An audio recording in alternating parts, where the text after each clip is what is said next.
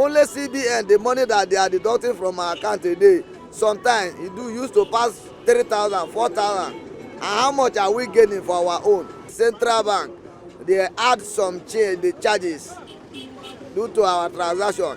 Anything now we withdraw past 10,000 now, they are charging us 50 naira from the CBN, different than the charges that terminal is charging us. It make all those charges to increase now.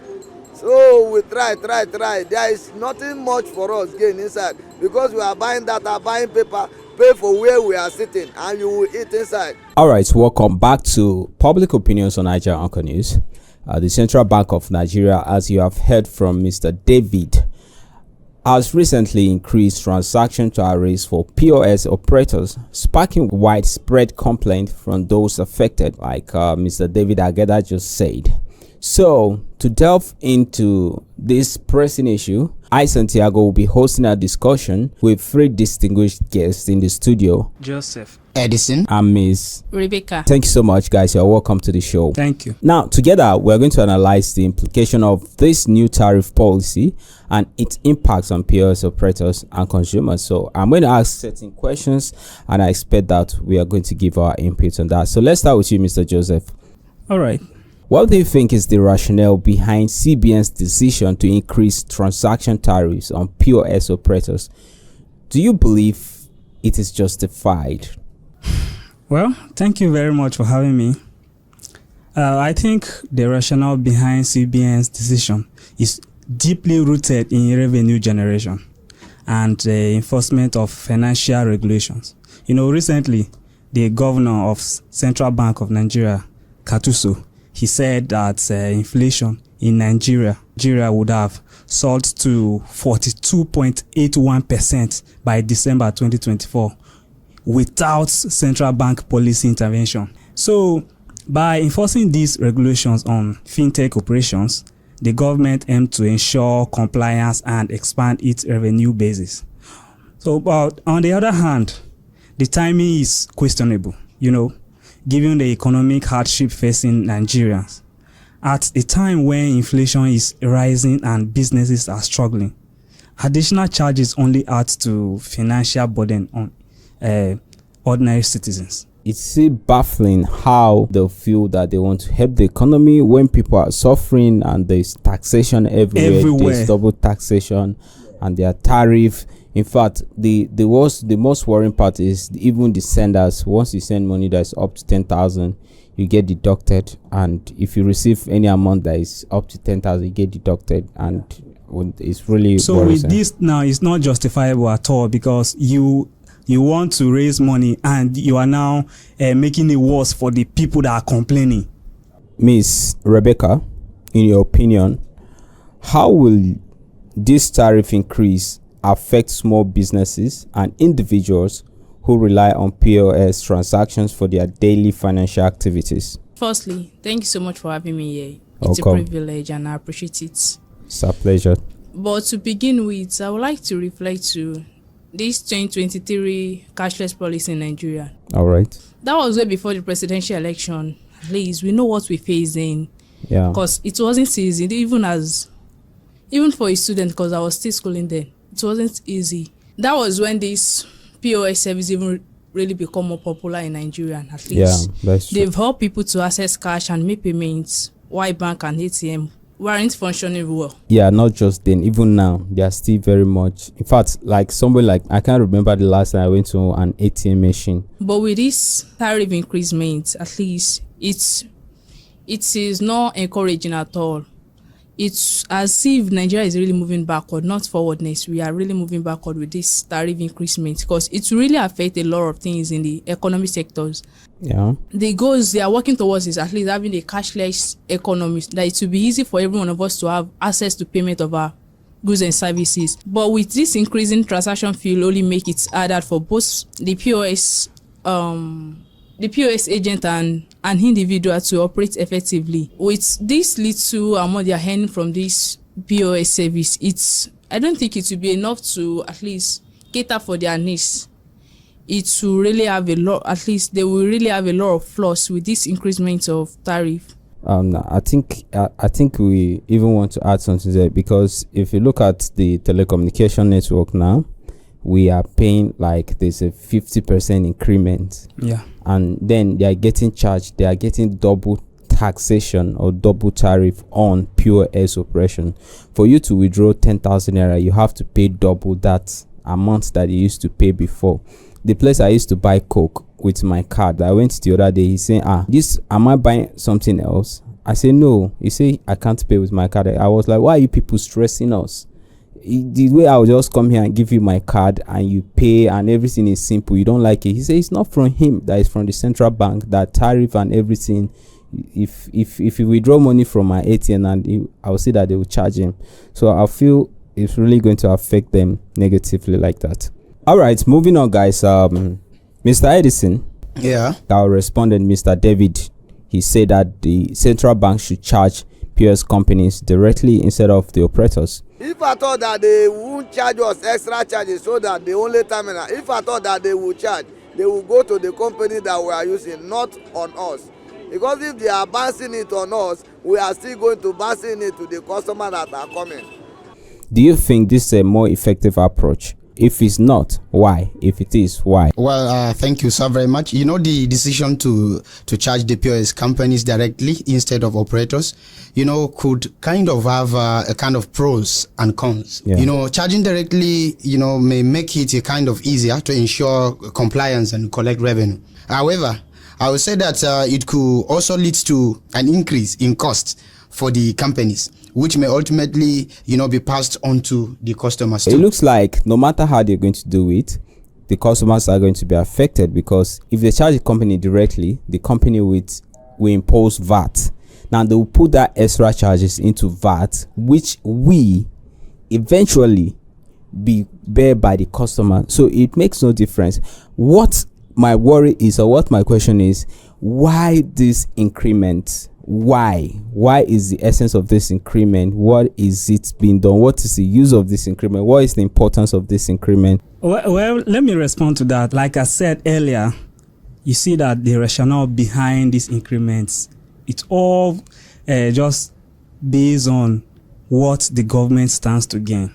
The government here in Nigeria particularly don't look at what the masses face, but what they as government can gain. Yeah. Now you will see that a lot of past administration and even the current administration, you know, we don't have people who will come out to hold the government accountable for them to remit or to submit what they have done or what they use the money for. Okay, for example, we might see the issue of fuel subsidy, the removal. Now, they say they have removed the fuel subsidy. Now, what are they using the money for? You understand? We don't know. So far, we don't know any kobo that has been used from that. Whether any amount has been used, we don't know. Whether it's been channeled to somebody's account, we don't know. Now, we are coming to impose this tax directly on small businesses who are using this to earn as their daily bread, feeding their family. Now, you don't consider the implication of this, what the masses are facing, but what you are getting as a government to channel into your pocket, and that is not fair at all. Yeah. But you see, actually, based on all these things, sometimes I do reason and also do say that what Nnamdi Kanu once said about Nigeria is somehow kind of true. Nigeria is still a zoo. I actually don't really get this. What kind of a thing that you come up with this, you come up with that you want to boost the economy, and despite all those things, nothing you will see in place. Now, all this kind of this tariff they come and you just impose on people, you will not see any good result out of it. With the poor masses, they will just continue languishing us in poverty and all problems like that. Nigeria is a very tough country to live in. Actually, it's very tough, because you look at this person now, this president that we're talking about. People say Tinubu beat Lagos. How did he develop Lagos? Taxes. He killed. In fact, he dealt with Lagos people. Introduced Agboro a lot, and then so that is what is going. But I think is the lack of diversification. Before, if central bank wanted to get money from the people, they sell bonds, so the people buy, the money go back to central bank. You don't just wake up and say you want to impose tariff, you want to impose this thing for no reason. I would just say we are in Nigeria, so nothing should be new. So all these things, I think our leaders always like to act without thinking. Yeah. I say when there's a saying that say when you fail to plan, you plan to fail. So they are quick to take action than sitting on it to really think if it will affect their people. I think they're always selfish with their decision. That is what I would just say. They're always selfish with their decision. So they put their own needs first ahead of the citizens. So it's what we favor them. They always do. Yeah. So that is Nigeria for us, at least. We should have adapted to it. So I think that's what Tinubu really, even said the last time. Tinubu said we have to take hard decisions. I think these are kind of decisions that he's talking about. You just knock somebody on the head and say, please laugh. Okay, that's just it. We are really suffering a lot in this country. So let's move on. Mr. Edison. Yes, sir. The POS operators are calling for a change, like Mr. David said, but it's very unlikely that anything is going to change. So if the tariffs remain in place, what measures do you think POS operators and customers can take to mitigate the financial burden? Well, I would say that if the increase of the tariff remain the way it is, the POS operators and customers can take measures to mitigate the financial burden. Because you see, operators could consider negotiating better rates with their payment processing companies, passing on some of the costs to customers through fees, and then looking for alternative revenue streams. So customer could also opt for cash transaction instead of using cards. Yeah, be kind of more selective in their purchase to avoid unnecessary fees, or look for business that offer lower transaction costs. All right. Thank you so much, Mr. Edison. Okay, it will also be helpful for both parties to stay informed about any upcoming changes or developments in the industry. So at least we adapt to change.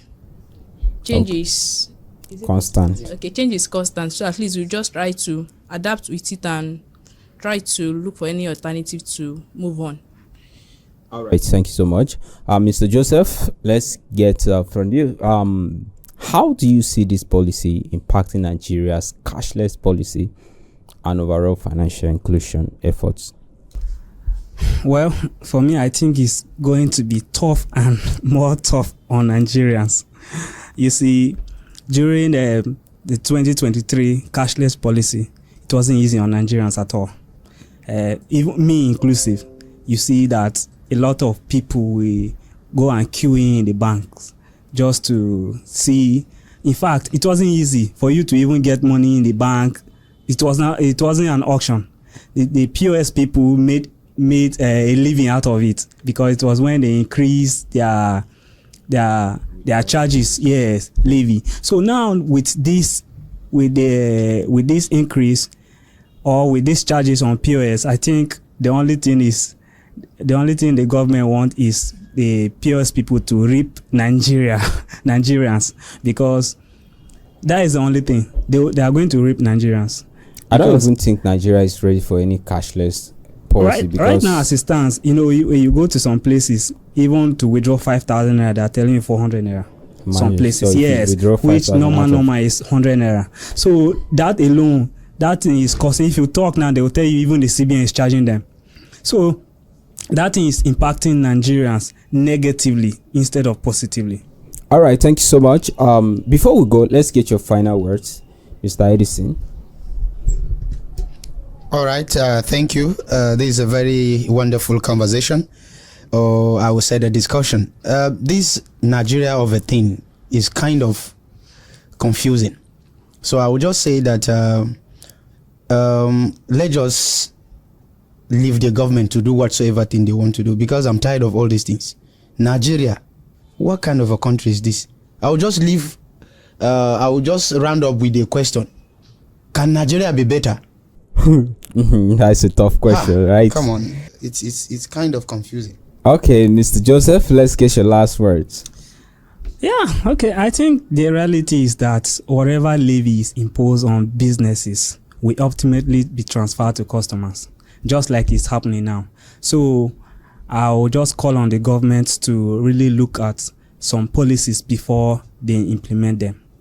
Firstly, I would like to encourage some of our old women, because in as much you are involved in buying and selling, just try to at least have your account, at least have a personal account of your own.